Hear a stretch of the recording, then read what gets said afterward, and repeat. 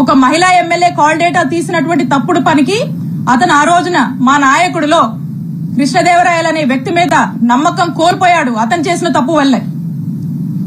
అది మనసులో పెట్టుకొని, అదే కోపం మనసులో పెట్టుకొని ఈ రోజున రివెంజ్ అధికారం ఉంది కాబట్టి ఈ రోజున రివెంజ్ తీసుకునేటువంటి భాగంగా, ఈ రివెంజ్ లో భాగంగా ఈ కట్టుకథలల్లి ఈ రోజు నన్ను డిఫేమ్ చేస్తూ నా మీద ఒక నింద, నా మీద ఒక ముద్ర వేసేటువంటి ప్రయత్నం లావు కృష్ణదేవరాయలు గారు చేస్తా ఉన్నారు.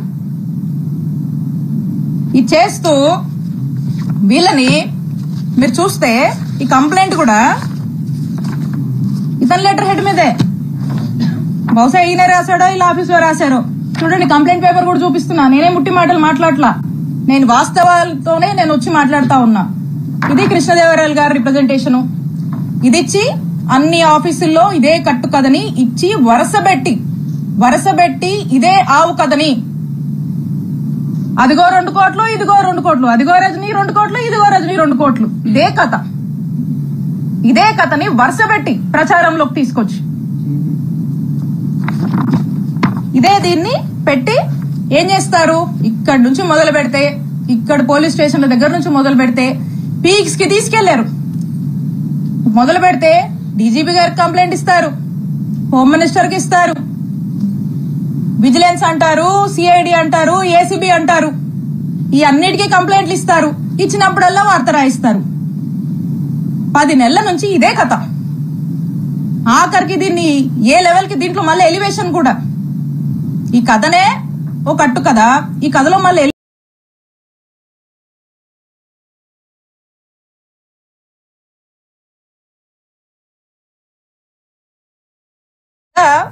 తప్పుడు కేసులకి ఎలా ఆద్యం పోస్తూ అధికారాన్ని అడ్డం పెట్టుకుని ఏ విధంగా కూడా ఇబ్బంది పెట్టేటువంటి ప్రయత్నం చేస్తున్నారో మనకు స్పష్టంగా అర్థమవుతా ఉంది. ఇకపోతే విజిలెన్స్ ఎంక్వైరీ అంట, వీళ్ళే విజిలెన్స్ ఎంక్వైరీ అని చెప్పి విజిలెన్స్ ఎంక్వైరీ వేపిస్తారు. ఇక విజిలెన్స్ ఎంక్వైరీ ఏంటండి? విజిలెన్స్ ఎంక్వైరీ మీరు చూస్తే వైజాగ్ లో ఒక ఎమ్మెల్సీ గారు ఉన్నారు, దువ్వవరపు రామారావు గారు. వారు తెలుగుదేశం పార్టీ ఎమ్మెల్సీ, ఒక రకంగా చెప్పాలంటే పచ్చకండువ వేసుకున్నటువంటి ఎమ్మెల్సీ గారు. వారి కొడుకు నాగశ్రవణ్ గారు ఇక్కడ ఉన్నటువంటి గుంటూరు జిల్లా ఎస్పీ గారు. అంటే ఆ ఎస్పీ గారు వాళ్ళ ఫాదర్ టీడీపీ ఎమ్మెల్సీ, టీడీపీ కుటుంబానికి చెందినటువంటి వ్యక్తి ఎస్పీగా ఇక్కడ పనిచేస్తా ఉన్నారు. అంటే ఆ ఎస్పీ గారు రిపోర్ట్ ఇస్తే ఏం రిపోర్ట్ ఇస్తారండి?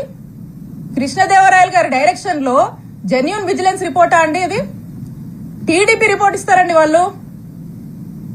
ఇక్కడ నుంచి ఒక ఫ్యాబ్రికేటెడ్ అవాస్తవాలతో కూడినటువంటి ఒక టీడీపీ రిపోర్ట్ ని, ఏమీ లేనటువంటి విషయాన్ని వాళ్ళకు అనుకూలంగా వాళ్ళకు నచ్చినట్టుగా రాసుకుని పంపిస్తారు. పంపించి దీన్ని ఫాలో అప్ చేసి ఈ రోజు ఈ కేసు కట్టేదాకా తీసుకొచ్చారు. ఇక ఇది పీక్స్ అన్నమాట. అందుకే ఈ కేసు నేను రెడ్ బుక్ రాజ్యాంగానికి, రెడ్ బుక్ పాలనకు ఒక పరాకాష్ట అని చెప్పి చెప్తా ఉన్నాను. ఈ విధంగా చేస్తా ఉన్నారు. ఇక ఇదే కాకుండా ఒకవైపున ఈయన చెప్పాను కదా, ఇంకో వైపున ఇక్కడ ఉన్నాడు అవినీతి ఘనపాటి ఎమ్మెల్యే పత్తిపాటి గారు. ఇక ఆయన ఎక్కడా లేదు, విద్యుత్ పవర్ చేస్తే రాష్ట్రంలో ఎక్కడా లేదు. ఒక్క చిలుకూరుపేటకే సమస్య వచ్చిందంట. ఇక్కడ మాత్రము మా మీద ధర్నా కేసు కడతారు, నా మీద, మా ఫాలోవర్స్ మీద, మా వైఎస్ఆర్ కాంగ్రెస్ పార్టీ నాయకుల మీద. ఇక అదేదోనంట ఎప్పుడో జరిగిందంట కట్టుకదల్లి, అతను కూడా ఏదో పెట్టాలి కాబట్టి ఈ రెడ్ బుక్ రాజ్యాంగం నడుస్తుంది కాబట్టి ఈయన కూడా ఏం తగ్గకూడదని చెప్పి ఎవరినో పంపించి ఓ కట్టుకదల్లేసి నా మీద ఎస్సీ ఎస్టీ కేసు పెడతాడు. జర్మనీలో ఉండే మా మరిది మీద ఇక్కడ లేకపోయినా ఇష్టం వచ్చినట్టుగా కేసులు కట్టేస్తారు. వరుస పెట్టి అతని మీద కేసులు కడతారు, మా మావ మీద కేసు కడతారు. నచ్చినట్టుగా ఏదన్నా పెట్టుకోవచ్చు కంటెంట్. కేసులు కడతారు, దారిలో ప్రయాణం చేస్తుంటే కార్లు అద్దాలు పగలగొట్టిస్తారు, కారు పగలగొట్టిస్తారు, ఉన్నోళ్ళతో హత్యాయత్నానికి ప్రయత్నిస్తారు. ఇలా వరుస పెట్టి ఈ విధంగా ఇబ్బంది పెడతానే ఉంటారు. ఎప్పుడు చూడు మాటలు, ఏదో అవినీతి అంటారు. చేసే వాళ్ళకి వస్తాయో మాటలు, పొద్దుకులు ఎవరికి వస్తాయి? ఎవరు ఏం చేస్తే అదే వస్తుంది వాళ్ళకి. ఆయన అదే చేస్తాడు కాబట్టి పొద్దున్న లేస్తే ఆయన చేసే పాలన ఏమి ఉండదు. కాబట్టి ఆ నోటు వెంట వచ్చే మాటలే అవి, ఏం చేస్తారో అదే వస్తుంది. కాబట్టి ఆయన విఘ్నతగా వదిలేయాలి. సో కాబట్టి ఈ విధంగా ఒకరిలా ఒకరు మరోలాగా ఈ విధంగా వరుస పెట్టి ఇబ్బంది పెడుతూనే ఉన్నారు. నేను చెప్తా ఉన్నా, ఇక్కడున్నటువంటి ప్రతి ఒక్కరికి తెలుసు, ఇక్కడ ఉన్నటువంటి ప్రజలందరికీ తెలుసు ఎవరు ఏ నేచర్ ఉన్నటువంటి వ్యక్తులు, ఎవరు ఎలాంటి విలువలతో రాజకీయాలు చేస్తారు అని. ప్రజలు ఇక్కడ ఉన్నటువంటి ప్రజలు ప్రతి ఒక్కటి కూడా గమనిస్తా ఉన్నారు. ప్రజలకు ఒక స్పష్టత ఉంది.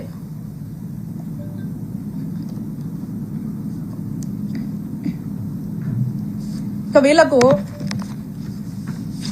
పొద్దుపోక ఇలా నన్ను టార్గెట్ చేస్తూ వరుసపెట్టి ఇబ్బందులకు గురి చేసి ఏదో నా కళ్ళల్లో భయం చూద్దాం అనుకుంటున్నారేమో. నాకు బాధేస్తుంది ఎప్పుడు తెలుసా, అవతలోడి కళ్ళల్లో అవతలోడు ఏదైనా పెయిన్ లో ఉండి నా దగ్గరకు వస్తే బాధేస్తుంది. అప్పుడు ఏదైనా కళ్ళెంబడి నీళ్ళు రావచ్చేమో అవతలోడు బాధ చూస్తే. కానీ నీలాంటి వాళ్ళు భయపెట్టాలంటే నాకేం బాధ అనిపించదు, నాకు భయం అస్సలు అనిపించదు నీలాంటి వాళ్ళు భయపెట్టాలని చూస్తే. మీకు రాజకీయాలు ఎందుకు అవసరమో చెప్పనా. ఒకటి, రత్తయ్య గారంటే నాకు చాలా అభిమానం. ఆయన చాలా కష్టపడి ఈ స్థాయికి వచ్చాడు. ఎంతో మందికి ఒక విద్యా సంస్థలు పెట్టి ఎంతో మందికి విద్యాబుద్ధులు నేర్పించినటువంటి వ్యక్తిగా ఈ ప్రాంతం ప్రజలు ఆయన్ని గౌరవిస్తారు. నాకు అదే గౌరవం ఉంది. కానీ అన్ఫార్చునేట్లీ ఈ రోజు వారి కొడుకు గురించి ఇన్ని నిజాలు ఆయన తప్పు చేశాడు కాబట్టి ఇవన్నీ నేను బయట పెట్టాల్సి వస్తుంది. సో